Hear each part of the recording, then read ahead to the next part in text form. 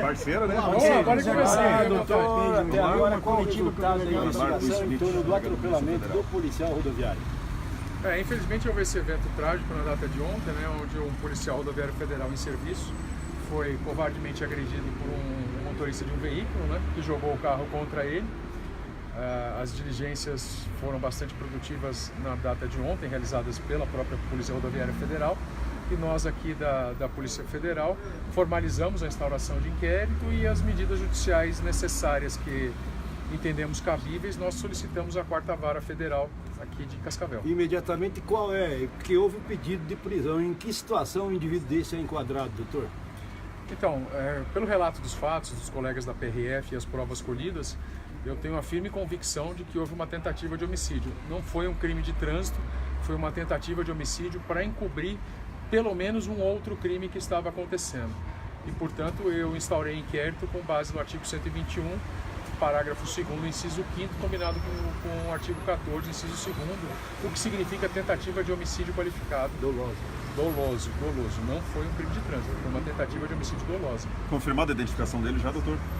As diligências efetuadas pela PRF na data de ontem foram muito bem realizadas, muito frutíferas e, na minha opinião, já está identificado o responsável pelos fatos e já foi solicitada a medida cabível ao Poder Judiciário. Doutor, agora o simples fato de ele estar sem uma CNH não seria o suficiente para cometer um crime tão bárbaro? Nenhuma situação justifica o cometimento desse ato que foi praticado no dia de ontem. Um policial, quando está a serviço, ele não está lá porque ele quer. Ele está lá a serviço da sociedade, ele está lá para cumprir com a sua função. Ele não está lá porque ele quer.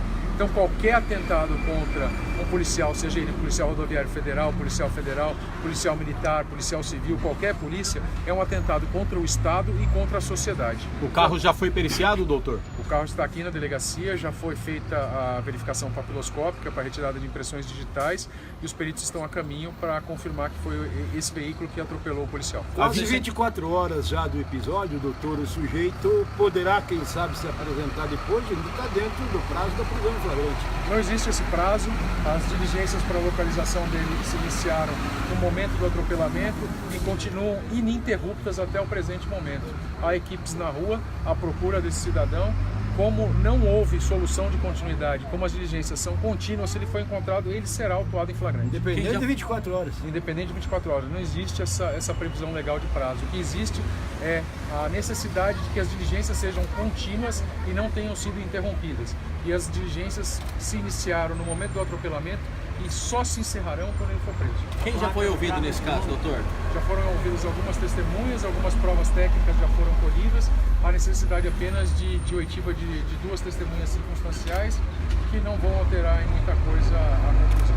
Ele poderia estar transportando drogas naquele veículo, doutor? Ele poderia estar transportando drogas, ele poderia estar transportando armamento, ele pode ter acabado de cometer um assalto, ele poderia estar fazendo uma infinidade de delitos, além do delito comprovado de estar dirigindo sem habilitação. O carro era roubado? Não, o carro não era roubado, o carro era de utilização dele, inclusive no dia a dia. Mas nome não dele está em nome mesmo? dele o carro, né, doutor? Não está no nome dele, não está em nome dele o carro, mas há prova nos autos de que ele utilizava esse veículo dioturnamente, inclusive parava na casa onde ele reside. Tem contrato de venda, então, em cima desse veículo? Existe o contrato de venda por parte do proprietário registrado. Esse proprietário pode ter problemas também ou não? Ele vai ser ouvido. Ele vai ser ouvido, sim, vai ter que apresentar a documentação, até porque existe a obrigação legal de comunicação ao Detran em até 30 dias da venda do carro. Ô Félix, como que se encontra a situação do policial? O policial está instável, Falando agora, ele inspetor foi Félix. transferido do Hospital São Lucas, onde inicialmente ele foi atendido, para o Hospital Gênesis, onde ele vai passar pelo procedimento cirúrgico, possivelmente na data da manhã, por conta da necessidade de alguns equipamentos que devem vir da região de Curitiba para que o procedimento cirúrgico seja feito. Mas ele foi estabilizado, ele encontra-se com um pouco de dor na perna, já que nesta perna existem 5 fraturas, mas a preocupação maior, inclusive, é com relação ao dano físico que ele teve no punho, mas estamos torcendo para que o procedimento cirúrgico seja feito, e certamente será feito da maneira correta e vamos ter, sem dúvida nenhuma, a recuperação plena do policial. Tipo uma ocorrência de surpresa, assim, Félix, por exemplo, na abordagem, o sujeito chega, e a gente não quer questionar a preparação, evidentemente, do PRF, Mas isso pode ocorrer com qualquer categoria de policial. Então foi assim um momento mais ou menos como esse? Sem dúvida. Primeiro, respondendo a primeira pergunta, a velocidade dele foi essa velocidade a partir do momento que ele decidiu fazer o atropelamento. Ele saiu do bar, ele estava numa velocidade moderada, ele não estava em deslocamento na rodovia, o que ele poderia inclusive estar transitando a 110 km por hora, que é a velocidade máxima permitida naquele ponto. Então ele imprimiu a velocidade a partir do momento que ele decidiu fazer o atropelamento, e pela forma que ele conduziu o veículo, a forma que ele redirecionou o veículo para ser lançado sobre o policial, caracterizou a intenção desse atropelamento.